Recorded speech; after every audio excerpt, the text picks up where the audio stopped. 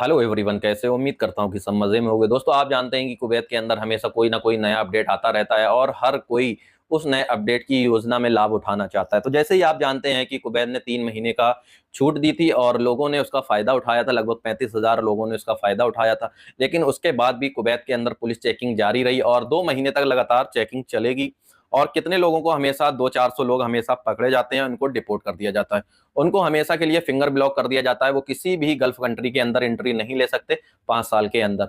उसके बाद दोस्तों, कुवैत का जो है वो विजिट वीजा भी चालू है। और दूसरा क्या है, अभी जो है खादिम से सोन वाले भी हमेशा लाइन में लगे हैं अपना खादिम से सोन कराने के लिए। तो दोस्तों, अगर आपको खादिम से सोन ट्रांसफर कराना है तो मेरे इंस्टाग्राम में डीएम करें। खादिम से सोन कराने वाले जो भी हैं वो मैसेज करें खादिम से सोन, तो इंशाल्लाह मैं आपका वीजा बहुत ही रिजनेबल प्राइस में करा सकता हूं और आपका सोन में ट्रांसफर करा दूंगा। सोन में कराने वाले जो हैं वो खादिम का आमिल मंजली हो, ड्राइवर हो या फिर आपका खद्दामा का हो। ये 3 लोग ऐसे हैं जो खादिम में रहते हैं और ट्रांसफर करा सकते हैं। तो मेरे जानने वाले कुछ लोग हैं और बहुत ही अच्छी सर्विस देते हैं, तो आप उनसे मिलकर अपना आराम से करा सकते हैं।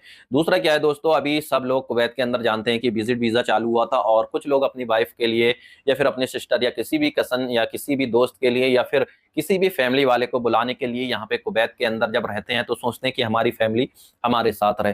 तो दोस्तों, ऐसे में बहुत सारे लोग हैं जो बार बार ट्राई करते हैं कि हमें जो है हमारा फैमिली के लिए वीजा मिल जाए। तो दोस्तों, मैं बता दूं, आज 3 जगह पर इतनी ज्यादा भीड़ हो गई थी कि कर्मचारियों को संभालना मुश्किल हो गया था। और कतार में खड़े लोग ऐसे लोग थे जो अपने बीवी बच्चों को बुलाना चाहते थे या फिर अपनी फैमिली में से किसी भी मेंबर को बुलाना चाहते थे। 3 जगह पर, जैसे मैं बात करूं, फरवानिया एरिया, दूसरा जो है गवर्नमेंट अहमदी एरिया, तीसरा जो है हवल्ली एरिया है।